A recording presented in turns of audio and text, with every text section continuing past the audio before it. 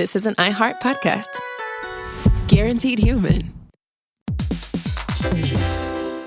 Hey, everybody. When you're at work, you never know when you're going to get interrupted, like when an office fire drill happens right in the middle of your presentation, or maybe construction is going on just outside your window. But with the Dell Pro laptop powered by Intel Core Ultra with vPro, no matter how many interruptions you have, your laptop won't be one of them. Yeah, with the battery that's optimized for the way you work and built-in intelligence that quiets distractions the moment you're trying to focus, your tech won't slow you down, even when you're getting bounced from an office you forgot to reserve. The Dell Pro, built for those who stay in the flow. Find technology built the way you work at Dell.com/Dell-Pro.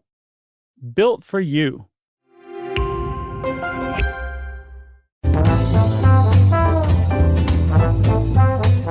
Hey, and welcome to the Shorty. I'm Josh. There's Chuck. There's Jerry. We don't say last names on these because we're crunched for time. Does that mean we need to say welcome to the long form when it comes to the other ones? Mm-hmm. All right. I think that's a great idea. Change is good. But you have to roll your L. Welcome to the long form. Whoa. I didn't know you were so good at that. Or wait, there's an L and an R in there. Let's see if I can do it. Welcome to the long form. How is that? You look like and sound like you're underwater. And eating peanut butter.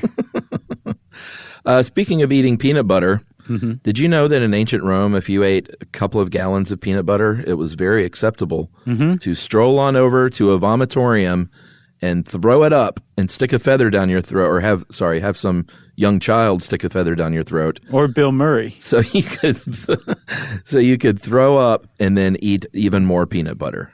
That's right, Chuck. That's an indisputable fact of history. Not true.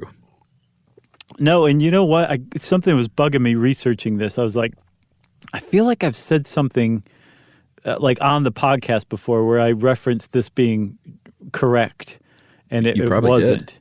I probably did. But I'm in pretty good company because we've got this idea that in ancient Rome, it was totally normal to go throw up, basically binge and purge. Yeah. But purge in like a public area that's designated to go purge. That's been around for at least since the 1920s, and we can trace it all the way back to Aldous Huxley, actually, who created this misconception. Yeah, I mean, I thought this was a true fact up until 2 days ago. Basically, everyone does, so don't feel bad. Again, you're in the company of Aldous Huxley. How are you pronouncing that? Huxley? Not the first name. Aldous? Aldous? What do you pronounce it as? Demetrius? I think you're swapping the U and the O. Aldous? Aldous? I think it's Aldous. Oh, I like Aldous. All right. I've rechristened him. Well, he was a very Aldous person. I don't know what that word means. I just made it up. Oh, okay, cool. Good, because I was really embarrassed for a second. Yeah, so apparently, well, let's go back to Rome, to quote the great Frank Black in the Catholic song. Mm-hmm. Vomitoria, which is the plural of vomitorium, there were these things in ancient Rome, apparently. Yes. But it was just a very, well, to my ear, weird name for a very now common thing. Yeah, and they actually know who was the first to reference it as a guy named Macrobius back in the 4th century CE. He just used it as a term to describe basically a passage into and out of, say, like the Colosseum, where people would be disgorged out. That's such a gross word. Into like you've been to Colosseum, right? To the Colosseum? Mm-hmm. Yeah. Okay, same here. It's an amazing place. And there's just a lot of walking space that's actually really effectively designed. And one of the reasons why it's so effectively designed is because of these passageways to your seat and then back out into the main walkway around the perimeter inside the Colosseum. Yeah. Those places in and out between the two, those are vomitoria. Yeah, what do we call them today? It's not a portal, but a portico, maybe? No, I mean it's like any modern stadium design. It's the hallway open thing that you walk through and then you're like, now I'm in the stadium. What do you call that? Concourse? No. I think we should just go back to calling it Vomitoria. Yeah, I'm going to say that next time I go to a Falcons game. Yeah. Hey, meet me at Vomitoria 244. Pardon me, can you direct me to my vomitorium? I can't think of the word, and it's really bugging me. I know what you're talking about, and I want to say it's like Portal 2. I mean, it is a portal. Maybe some people call them that, but... I think that's what they're called in, like, sports. Yeah. So there were 76 of these, though, around, up and down the Coliseum. And apparently, did you say how many people that they could shuttle in and out of there yet? No. Apparently, 50,000 people could get in and out of this thing and, like, to their seats within about 15 minutes. That's not bad. That's amazing. Can you imagine the poor schmo who had to sit there and time it by looking at the sun? So many went blind right. until it finally happened. They'd have to replace the person every 30 seconds. As they were carting them away, they'd be like, I got to 30 seconds. What is the name of those things? That's going to bug me. I don't know. Should we take a break and talk about Aldous Huxley again? Algius. All right, right after this.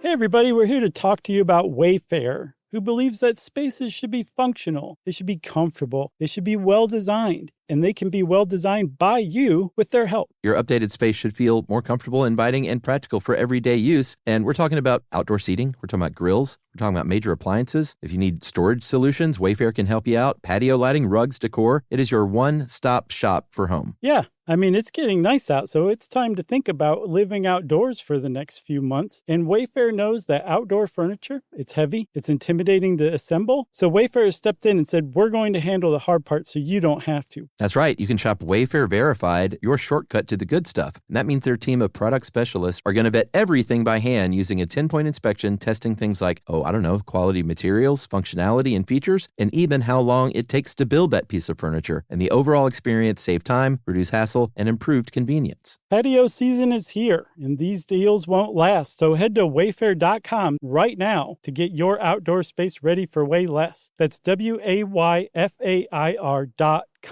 Wayfair, every style, every home.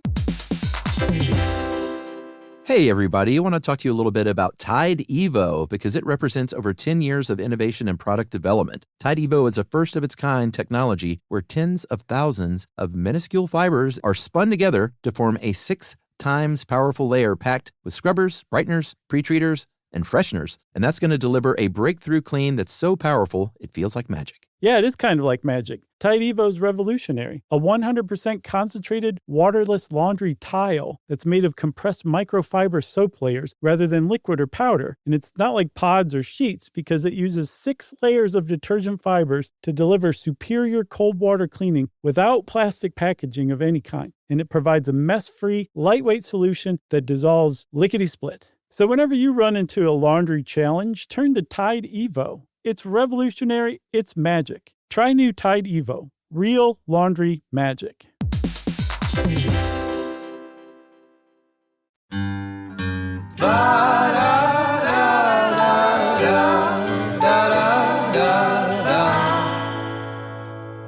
Stuff you should know. All right, so you set us up with Aldous Huxley. What in the world did this, how could, in the world could he have affected this? I mean, I guess he just heard of it before, and basically he mentions it in passing in a single line. He wrote a comic novel called Antic Hay. It was about post-World War I decadent, like upper class society. Yeah. And he just basically mentioned like a goth coming into a vomitorium. And I from the line I saw, it didn't even really seem to be like he was talking about the goth was going to come throw up or anything like that. But that was the first instance they could find of somebody using it not in the way that Macrobius was using it, as that portal thingy, right? So they think that he was the first one to say this or put it down in pen to paper. And you have to give him a break because he just injected a tremendous amount of LSD into his own eye. before he started writing this, right? So we're going to excuse him. The next person who gets zero excuse whatsoever is Lewis Mumford. Yeah. And he was an historian. He was a critic. He should have known better. He did not do his research. Apparently, he'd been reading Aldous Huxley and just basically cited it as fact in one of his books, The City and History. Yeah, and he full on defined it as where you overeat and you go and make yourself throw up. And he just made that up. Yeah, as a fan of Huxley's, I guess. Yeah, I guess so. I don't think he ever took a drop of acid either. He has zero excuse. Lewis Mumford does. Well, here's the thing, though, and this is where it does get kind of gross, because even though they did not originate in ancient Rome, there are real vomitoriums, apparently, in places like Vietnam. And I looked this up, and I was trying to find a picture, and I did find one. And it looks like where you would go to the sink and wash up in a public bathroom, but it looks like a tiny toilet bowl, like it's got the shape of a toilet bowl on a, like waist high. Right. And then above this, at least this one, it had a little tiny toilet tank even. It looked like a miniature toilet, except waist high. So I saw one that was like a big stainless steel sink with like one of those like dishwasher, have you ever washed dishes for a living? Oh, yeah. That was my first job. So, that's right. We talked about that. Didn't you rat out like everybody? JJ's Barbecue. I didn't rat out anybody. What are you talking about? What was it? I worked at JJ's. I was a busboy and dishwasher. But they stuck their tennis shoe in like the Brunswick stew or something awful like that? Yeah, but I didn't rat him out. I should have. Okay, yeah. So anyway, so like the dishwashing sink thing? Uh-huh. The faucet? Yes. It had like one of those. So yes. I guess you're expected to rinse the sink out after you vomit into it. But the way you know what you're doing, and I saw your picture too, is there's a sign, like a road sign type graphic of somebody throwing up. Yeah. And that's how you know to use it. So it's like fiction became reality. Yeah. So like it has someone kind of bent over, heaving out, graphic spew. Great band name. Right. They opened up for Guar for a while. Oh man, I'll bet. Actually, I did see a band called Vomitorium. Oh, I'm sure. Mm-hmm. Graphic spew though, man alive. But apparently all over Ho Chi Minh City, you can find these things.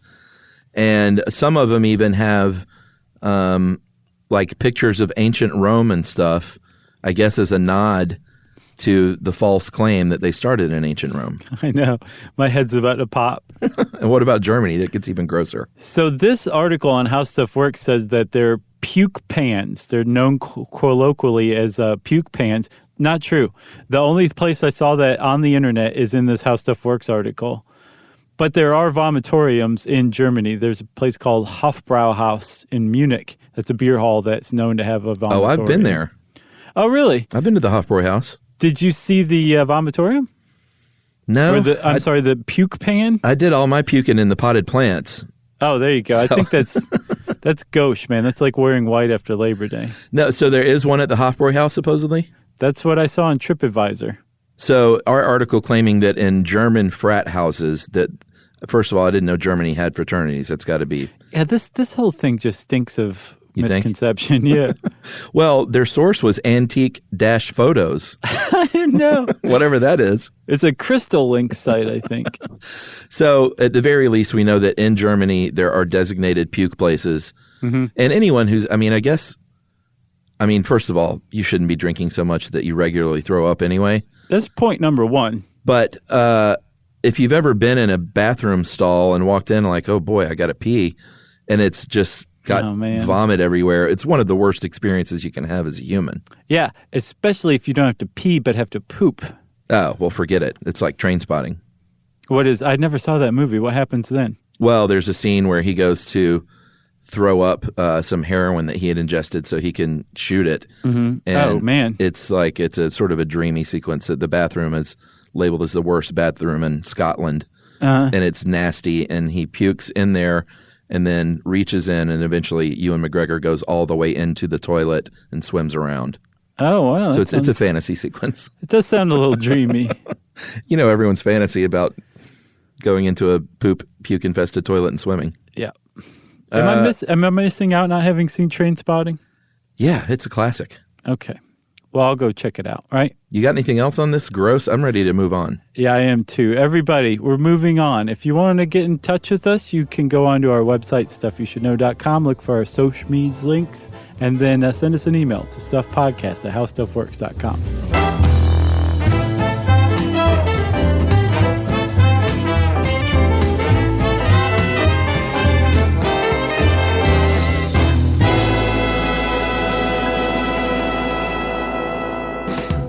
Geico presents a 30-second podcast between your podcast. Today's story is shared by one of our listeners. It's called Betrayed by Bill. It was in that moment I caught who was staring back at me in betrayal, or more like what? My insurance bill. With trembling hands, I grabbed my phone and switched to Geico, saving about $900 in the process, and never to be betrayed again. Now that was bloody riveting. It feels good when the story ends with savings. It feels good to Geico.